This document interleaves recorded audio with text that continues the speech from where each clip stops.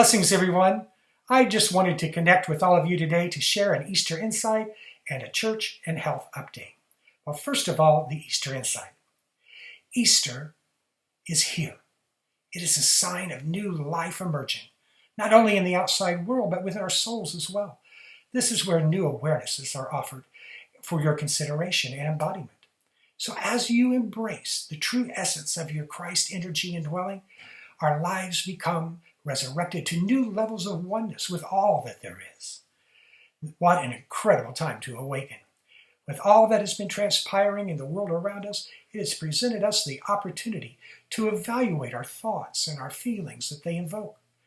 This time also gives us the opportunity to look at and to eliminate the things which no longer serve us and the world at large. Now, you can view this as being really tough stuff. However, if you truly understand what is trying to be revealed in the resurrective narrative, you will see that complete surrender of your old ways of being opens the door to your higher good, your soul's divine purpose. What a great awakening that is. Now, on to our church updates. Now, at this time, we are not holding in-person services at the center, but I can assure you that you will get an email announcement when the in-house services resume, and probably some updates along the way. For now, we continue to post weekly Sunday services at our regular time at 10:30 a.m. You can view them on our Facebook page. That address is www.facebook.com/Unity Sebring. Now let me repeat that Facebook address one more time. www.facebook.com/Unity Sebring. Also, visit our website, and our website address is www.unityofsebring.org.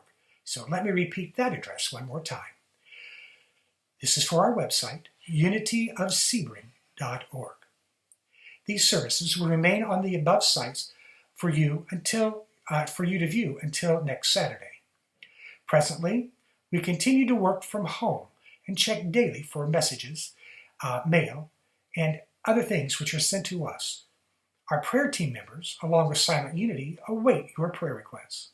Prayer requests are encouraged and always welcome, for that is the true heart and soul of our work here on earth. Now, you may email or call us with your prayer requests and questions. Our email address is unitysebring@gmail.com. Again, our email address is unitysebring@gmail.com. You may also call the center and leave your requests on the answering system. That number is 863-471-1122. I want to assure you that no one has access to these other than Tina and myself at this time, so it is truly safe to share. For one-on-one prayer, I invite for you to call Silent Unity, and that number is 1-800-669-7729. I repeat, Silent Unity at 1-800-669-7729. There is someone there 24 hours a day, 365 days a year to pray with you directly. Now, if you need to talk, you can either email us at unitysebring@gmail.com or phone the office. Again, that number is 863-471-1122. Someone will get back to you just as soon as possible. Now on to classes and our support group offerings. Currently, there is one class meeting and 2 support groups. Monday night at 5:30 p.m. Social distancing is required. We are doing yoga. And you are not required to wear a mask during the class, but wearing one entering and exiting the building is still required. Now, candlelight AA meetings are held on Sundays at 4:00 p.m. and Wednesdays at 6. Now, both of these require social distancing at all time and mask wearing.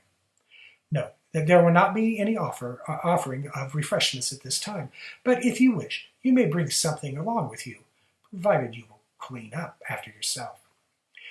Now, how to financially support your ministry. You can support through tithes, gifts, and offerings. These funds ensure that we will be able to continue providing you and others outside of our walls with prayer support, weekly Sunday services, and also helps maintain our facilities until such time we are able to meet in person. Now, after you view the service, in the comments section, you will find a link and information as to how you can support this ministry through online. Lastly, my health update. Well, really, there's not a whole lot to share. I believe I'm improving a bit every day. I am doing physical therapy twice a week and what I can at home to build my endurance and balance and gain clarity. We are still waiting to see when I will be scheduled for that cyberknife radiation treatments. So until Tina and I are informed, we just are going to know that everything is in divine order and that there is nothing to be concerned about as I surrender to God's perfect plan for me. Will you join me in that as well? Now I want you to also know that that is just not an affirmation, but rather where I am right now in my life, that's my current reality. So now, take a breath. Let us prepare ourselves for service. Adam Abbott is all set to share with you some inspiring music, which will be followed by Reverend Dieter Randolph, who is our presenter today, where he will share insightful new looks of Easter. Happy Easter, everyone. Know that you are loved. Bye for now. Hi, everybody. And for Easter, or for this broadcast, I just would like everybody to feel and imagine what it's like to be all together, singing this song, standing up, and having all the joy just pour out of one another and feeling what it's like to be together again, which we will be soon. Here we go.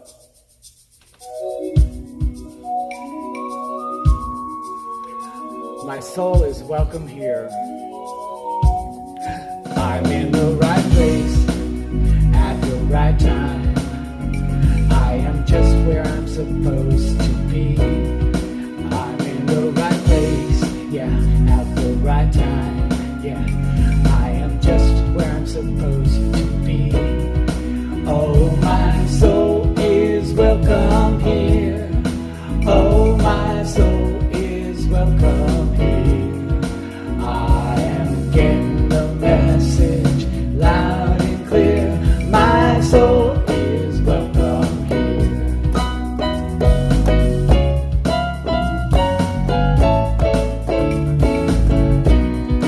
I'm in the right place at the right time. Yes, you are. I am just what I'm supposed to be. I'm in the right place, yeah, at the right time. You know I'm just what I'm supposed to be. Oh, my soul is welcome here. I know my soul is welcome here. I am getting the message so loud and clear. My soul is welcome here. Oh, my soul is welcome here. I know my soul, it is welcome here. I got the message way loud and clear. My soul is welcome here. I've got the message so loud and clear. My soul is welcome here. My soul is welcome here. My soul is welcome here. Hear your soul is believing. Yeah, your soul is welcome here. All our souls are welcome here. Wherever you may be, our souls are welcome here. All across the earth, our souls are welcome here. Red, white, black, yellow, green, whatever you are, welcome here. Yes, we are. Our souls are welcome here. Our souls are welcome here.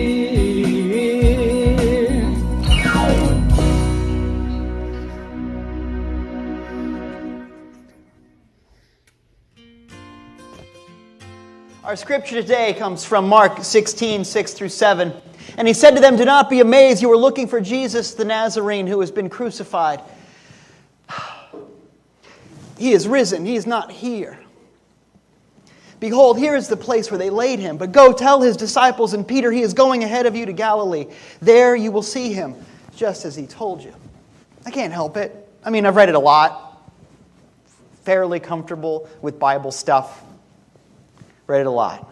But it gets to me every time. I get filled with that moment. I think about what that means, not just in the story, but in our story. Not just what it means for that example, the ultimate transformation, but what it means for you and me, because I don't know where you've been. I don't know what you got going on.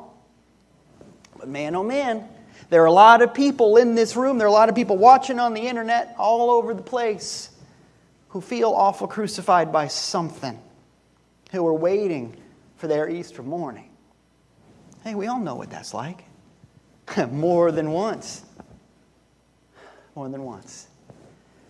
But if that can happen then, if death can be overcome, whatever you got going on, you can get through. Because there's something in you that can do it. And I love that, and I get shaken up by it every single time.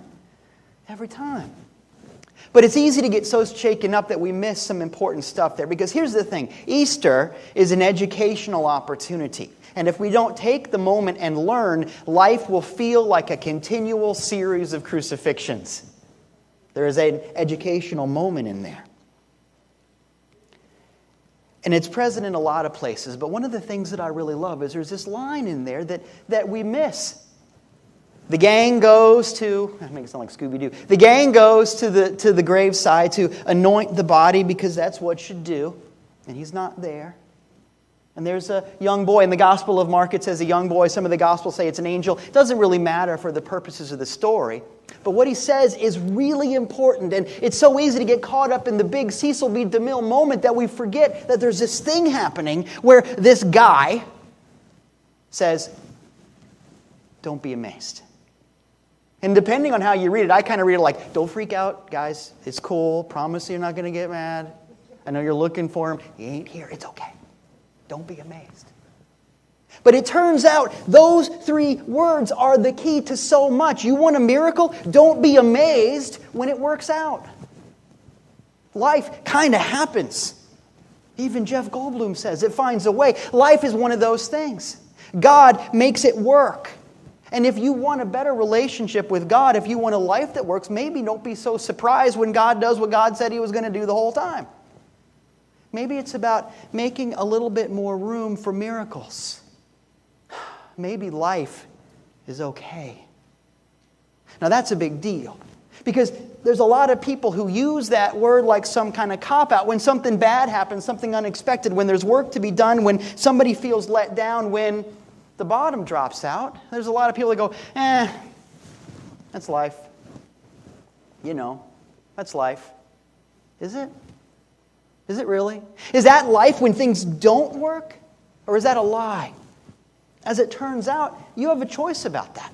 Because God, with all of that infinite power, the whole universe happening right in this moment, God cannot make you decide to agree with God. That's how powerful you are, made in the image and after the likeness and all that. The miracle only happens to the degree that we allow the miracle to happen. And so if we are continually surprised at good things, but we are continually accepting of, it stinks. Well, how's life going to work in the next go-round for you? What's the next thing that's likely to happen if the whole sphere of your expectation is, kind of stinks?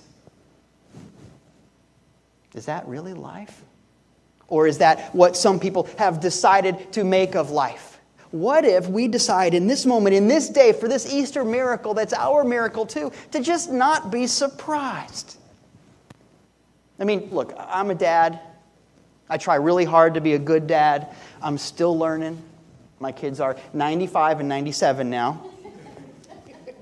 Still got some stuff to pick up on. But one of the things I learned early on is when your teenager does something right, look, teenagers are working through stuff that we can't even get ready to understand. I'm going to pull my mic up. I'm being told that's important to do. Teenagers are working through some stuff that we don't even understand. And there's frontal lobe issues. And they have Facebook now, or whatever.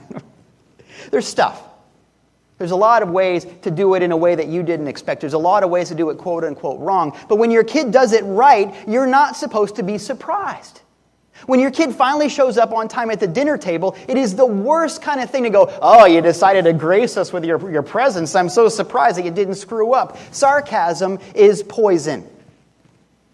Because what you're really saying to the kid is, I don't really think much of you.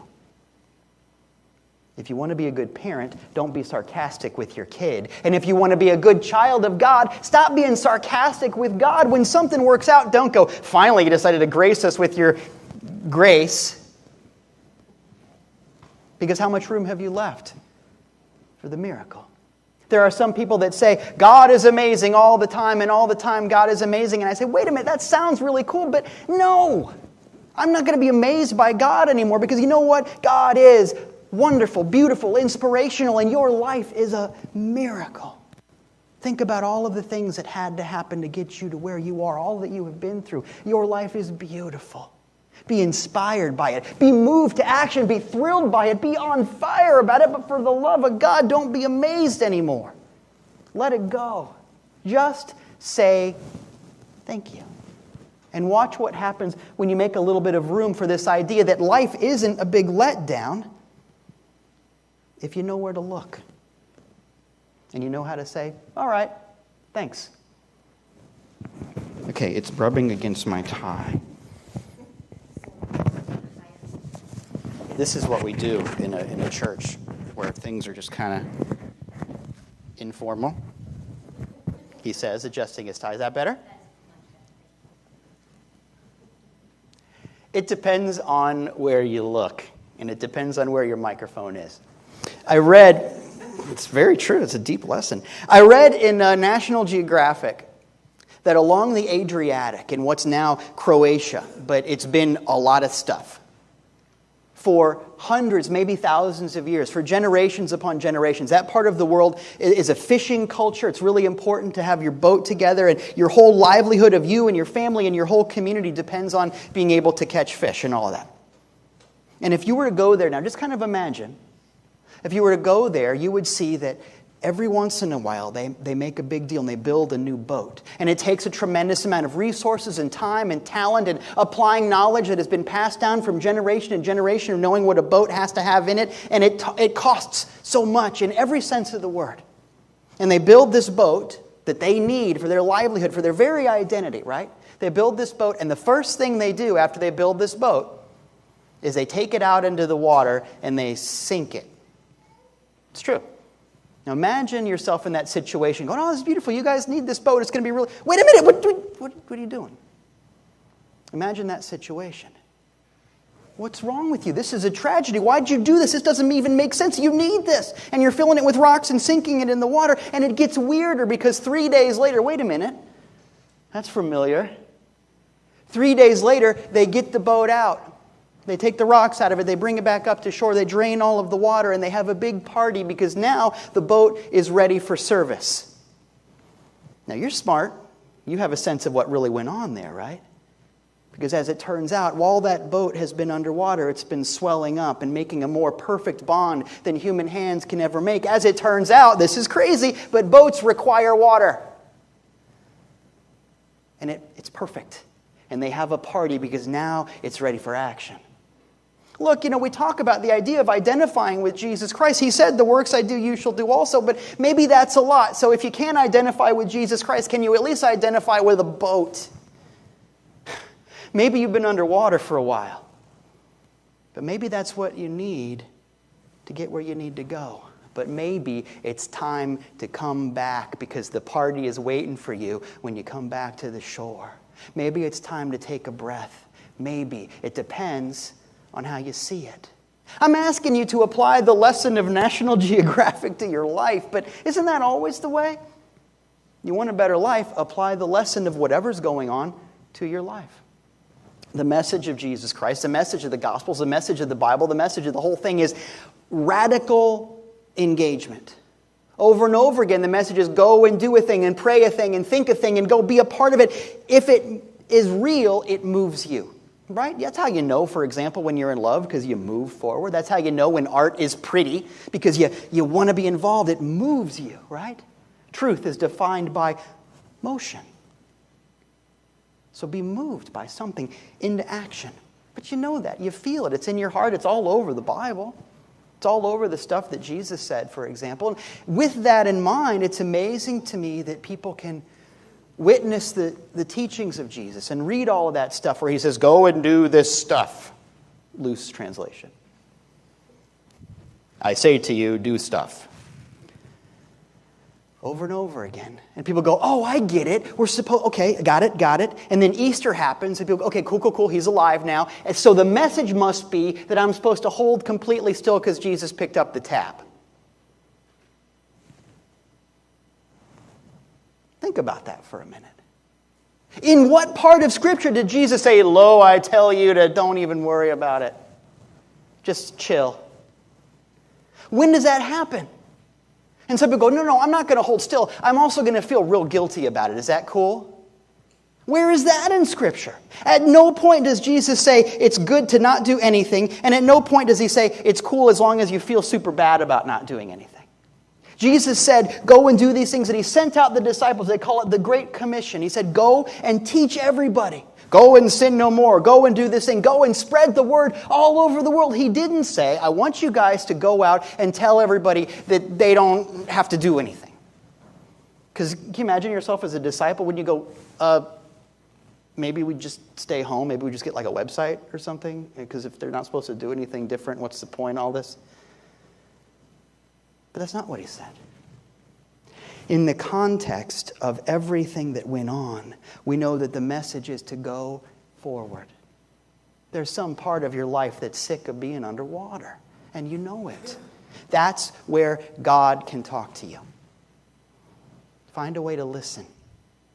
I'm not here to tell you to ignore the stuff that hurts. I'm telling you to really listen, because in and through the moment of feeling waterlogged is the moment of your lifting up.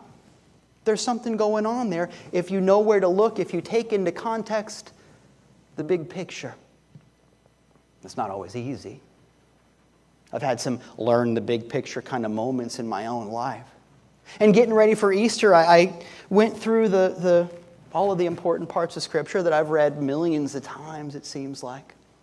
Maybe you have too. I don't know where you went to Sunday school, but some people read through it, and I love that. But it took me back to a time when I was a little kid reading this stuff. And I got to that one part. Towards the end of Jesus' time on the cross, he says a lot of things. And a lot of them are really inspirational and really powerful. And you know about them because you read about them, or you know about them because you saw the movie or whatever. There's that part. And man, as I was a kid, I used to hate that part. Where he's up there on the cross and he says, my God, why have you forsaken me? And I remember as a kid going, what, come on, what is that? I mean, after all of this inspirational stuff, you build this all up, and there's all this stuff about how you can do anything, about how you're salt and light, about how anything's possible. And he even warned the disciples, guys, here's what's going to happen. It's going to be rough, but all of that. And you get to that scene where everybody is just so suffered out that they got nothing left. And at that moment, can't you imagine yourself there and going, Jesus, I need you to say something that's going to help me get through this. And Jesus says, my God, why have you forsaken me? And in some Bibles, I don't know which one you've got, but in some Bibles there's like a heading on that section and it says, the moment of doubt. That really bothered me for a long time. What about the history of what Jesus said and what comes next? He knows about Easter. What about what Jesus has said makes you feel like this is a doubt moment? And it bothered me for a long time, but as I got older, and maybe a little bit more mature, still working on it, I realized that there's something really interesting going on there. Let's first of all give Jesus the benefit of the doubt. It should say the moment of the benefit of the doubt, right? But it's really interesting because I don't know what Bible you have, but most Bibles, you know how it is, different Bible translations use different words for different stuff, and it doesn't seem to matter much about having the exact right words because nobody was there taping it. But it says, my God, why have you forsaken me in English? And then in Aramaic, we have the exact words. It says, Eli, Eli, lama sabachthani. Why in that one place where there is so much diversity in what the words are, is it so important to have the exact words? There's something really interesting going on there. And if you've got one of those cool Bibles with footnotes, and if you don't, you should, it says Jesus is quoting the beginning of the 22nd Psalm. And if you flip back, that's the exact first words of the 22nd Psalm. And it's something that everybody in that crowd would have known, just like you know the words to Surfin' USA or Despacito, which I don't even know the words to, or something. That was a bad example. How about this? Happy birthday to you, happy birthday to you, happy birthday, dear Jesus. You know it, even if I got to work for it, you know it, because you've been practicing it your whole life. And this is in an age before Netflix. This is something that everyone in that crowd would have known by heart, the 22nd Psalm. They would have known it. Because it was something that they got in Sunday school, or I guess Friday night school. They would have gotten over and over again. And so if you flip back and you look at the 22nd Psalm, it starts really bleak. The psalmist says everything's pretty bad, and I feel like I'm surrounded on all sides, and I feel like I got nothing left, and I feel like everything is wrong. But then you get about halfway through, and he says, but I know better. I know that God is God, and I don't care how it looks on the outside, because what I have on the inside is bigger. And apparently this is what it has taken for me to let go of my ego expectation and, okay, God, I got it. You're God. And it's going to be okay. And do you see that that's like Jesus saying, guys, don't you remember it's like that time back in the Psalms? This is not a moment of doubt. This is a moment of reminding people that, you know what? When you are in a moment where it doesn't look like things work out, what is called upon is not to wallow in that, but instead what is called upon is for you to make a declaration of faith. Whatever it takes for you, whatever that looks like, and sometimes it looks like, okay, I give up, God, you got this. Jesus, take the wheel, whatever it is, that's fine. Start where you start. Because I'm not a mathematician, but I'm pretty sure that after 22 comes 23. It's not a Michael Jordan reference. Instead, the 23rd Psalm is one I know you've heard. And the people in that crowd would have known it by heart. You know the one. The Lord is my shepherd, I shall not want. That one. And think about that. Here's what happens. 22 leads to 23, and I think that you should read both of them together. What happens is in 22, I've made this outer declaration of faith because I give up. And in 23, the psalmist says, look, I got this. I remember now. I'm not saying that everything is easy. There's still stuff to do. Thou preparest a table before me in the presence of my enemies. I walk through the valley of the shadow of death, but I walk. I move forward because I know who I am. Thy rod and thy staff, your traveling stuff, comfort me. I've got things to do, but I can do them. And in fact, when I know who I am, when I make a declaration of faith, I get a confirmation of faith. My cup runneth over. And everybody in that crowd would have known what that meant. And everybody in this room and everybody watching, what I want you to know is if you feel like you're in trouble, find a way to stand up for your faith. Find a way to say, okay, God, you got this. And I promise you will have something come through for you to the degree that you stick to it. Because that's what God has wanted for you all along. That's what God has wanted for you all along.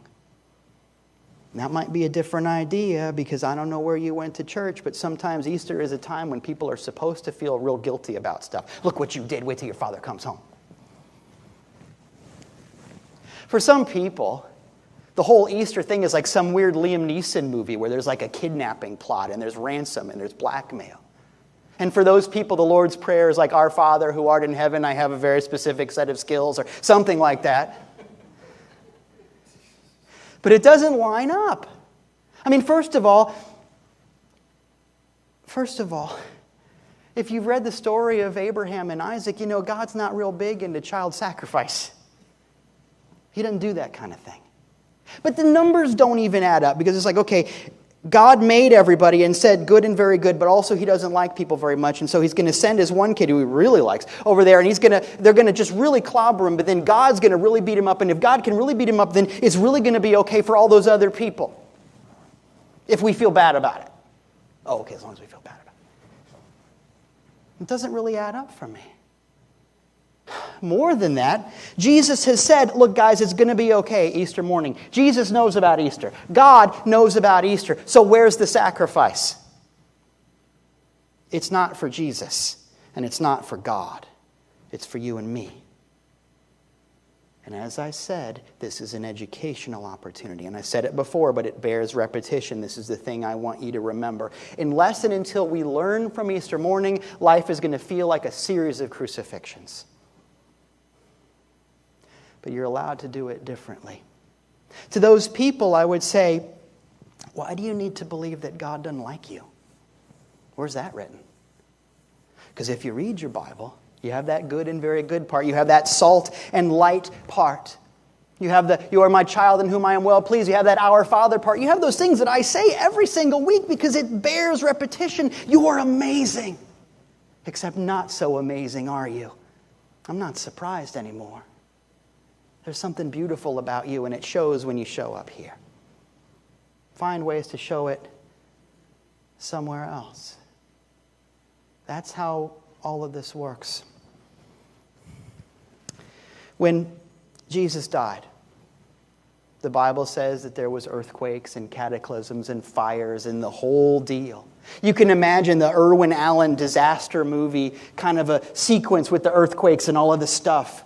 Charlton Heston is there, and O.J. Simpson is there, and they got to climb off a thing. You know, it's like that level of stuff. And I love the fact that it goes earthquakes, fire, and the veil of the temple was rent asunder. Now, do you know what that is? What the veil of the temple is? Sounds architectural, like it's something made of stone. It's a curtain. I love the idea that there's earthquakes and fire, and also my curtains fell down. That's so funny. All of my TV trays were knocked over and I spilled my soda. What is that? But as it turns out, there's something really important going on, and there's a reason why that was brought out. Because you see, in the temple, there's a special room in the back where nobody's allowed to go, and there's this curtain. This is the veil. There's this thick curtain, and nobody's allowed to go in there because the idea is God lives in there. God's clubhouse, no girls allowed. Nobody allowed, in fact. And once a year, not everybody, but just the high priest gets to go back there and atone for everybody's sins. Once a year, you get to be okay. Because one special person gets to go in one special place that nobody else is allowed to go. But the idea, and here's the thing, the idea is after Easter, the curtain is gone. After Easter, the barrier is gone. After Easter, we can approach God on our own with confidence. That's the miracle. No more barriers. And that also means it's on you. You want this to work. Own it. Stand up for it. Maybe sometimes fight for it. Love for it. Live for it. The curtain is rent asunder. It sounds a little like Wizard of Oz, but we've been telling those stories our whole lives. Wizard of Oz wasn't successful because it was innovative. It was successful because it was ancient. This is a story that you've been telling your whole life. This is a song that your heart knows better than the lyrics to Happy Birthday. It's your birthday. You know that all your life something's been calling you. It's time to listen. You know that all your life something has been urging you. This is the same voice that upon your creation, the essence of you said, "You are my child in whom I am well pleased, good and very good." This life is calling you. Life can't be lost any more than God can be lost. We can turn away sometimes, but we can turn back. Yeah, I know sometimes things are rough. But He died. And He lived. Things can be rough. But Sunday morning is here. And it's time for you to be free. Because after all, freedom is a choice. Thank you very much. I love this song, Grace, by Daniel Nahmod. It reflects the result of that wonderful sacrifice that is done for us and we do for one another, that redemption, that renewal, that resurrection of ourselves that we can experience constantly. Sing along with me. The words are easy. It's grace.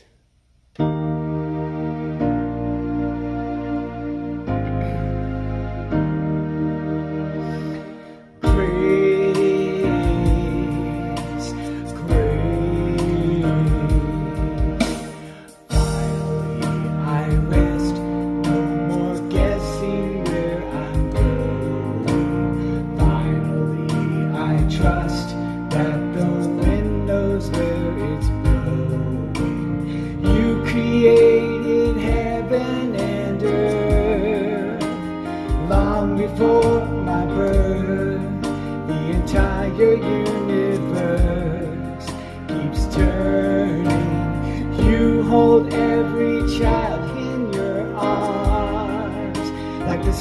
full of stars. If you know who you are, I'm learning grace. I can feel it. Oh, I can feel it. Grace. I can feel it moving through my soul, promising you'll never let me go. No. Finally, I see every moment has its reason, simply meant to be, like the turning of the season. You created all with your hand. I need not understand the invisible plan. You're writing everywhere such infinite love, so much more than enough. It keeps lifting me up. I'm rising. Grace, I can feel it. Can you feel it? Grace, I can feel it moving through my soul, promising you'll never let me go. Oh, oh, grace, grace,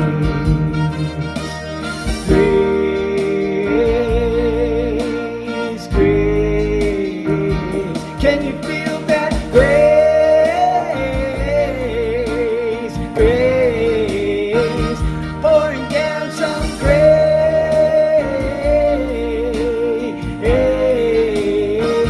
raining down some grace, grace, grace,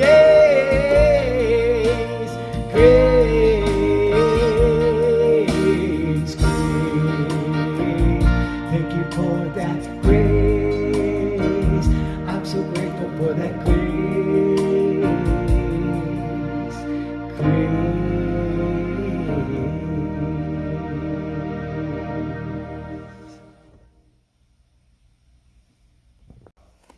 This is a beautiful song by Karen Drucker and the Reverend Mark Vieira called I Am So Blessed.